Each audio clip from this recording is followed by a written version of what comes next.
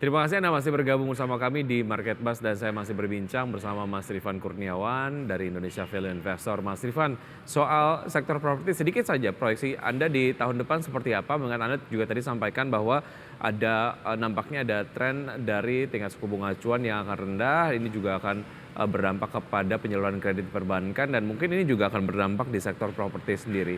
Seperti apa analisisnya Mas Rifan? Ya, thank you Mas Vicky. Jadi untuk sektor properti ini memang sedikit banyak ya tetap dipengaruhi oleh suku bunga. Ya, di mana kita tahu bahwa mayoritas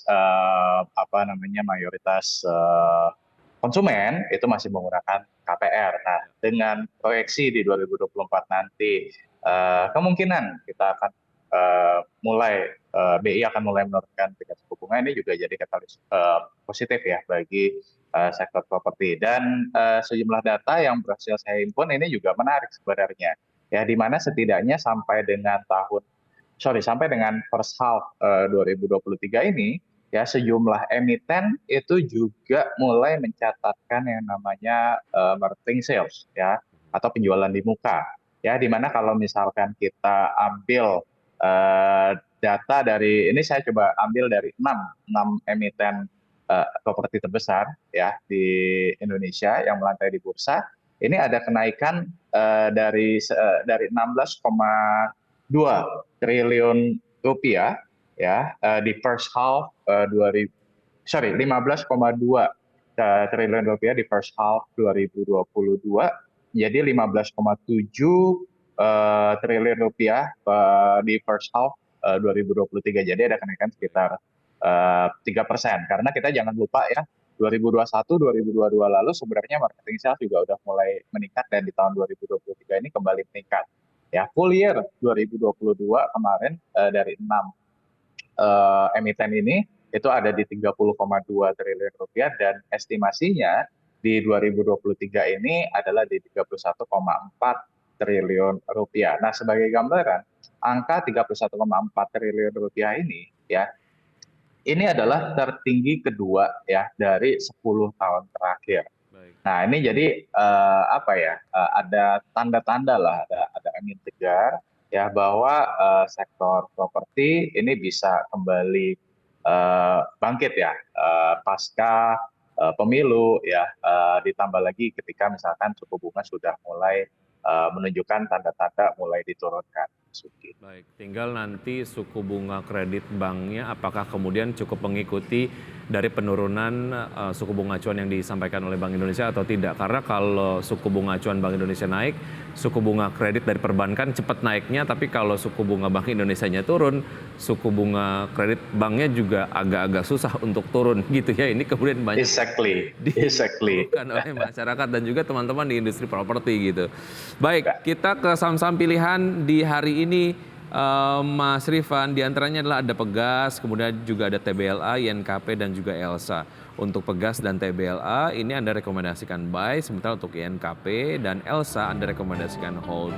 Yang menarik adalah Pegas sendiri tadi berkaitan dengan kebijakan mengenai HGBT begitu ya. Nampaknya ini ada komentar yang cukup kontra terkait dengan hal ini, tapi kemudian Anda merekomendasikan buy.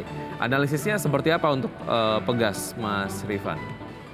Ya, jadi memang Pegas ini kita tahu bahwa ini adalah emiten yang sempat struggling ya tahun 2020, tahun 2021. Tapi yang menariknya adalah saya lihat bahwa penurunan kinerjanya Pegas pada saat itu ya bukan karena kinerja operasionalnya, melainkan pada kinerja non operasional, hal-hal non operasional. Contoh misalkan kayak tahun 2021 lalu sempat kalah sengketa pajak 3 triliun rupiah lebih, dan membuat Pegas harus membukukan kerugian gitu ya. Tapi masuk ke 2022 kinerjanya mulai recovery, kemudian ditambah lagi dengan 2023 ini kembali bangkit juga, dan ditambah lagi dengan sentimen yang tadi sudah kita bahas ya mengenai daftar kenaikan harga gas bumi di luar HGBT gitu ya. Nah, ini juga saya ngelihat ini bisa bisa membuat ya kinerja Pegas ya kembali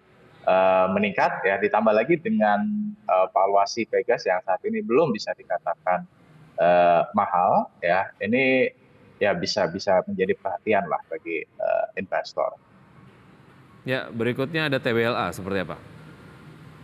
Oke, kalau untuk TBLA memang per kuartal 2 2023 ini kinerjanya memang terlihat di atas kertas masih belum begitu baik ya. Bahkan agak turun dibandingkan dengan tahun lalu. Tapi yang kita coba lihat di sini adalah potensial growth dari TBLA ke depannya. Ya, di mana potensial growth dari TBLA ini kita lihat yang pertama itu ada di permintaan biodiesel. Ya, ini kita proyeksikan permintaan biodiesel bisa mencapai di 12 juta ton. Ini lebih tinggi dibandingkan dengan tahun lalu.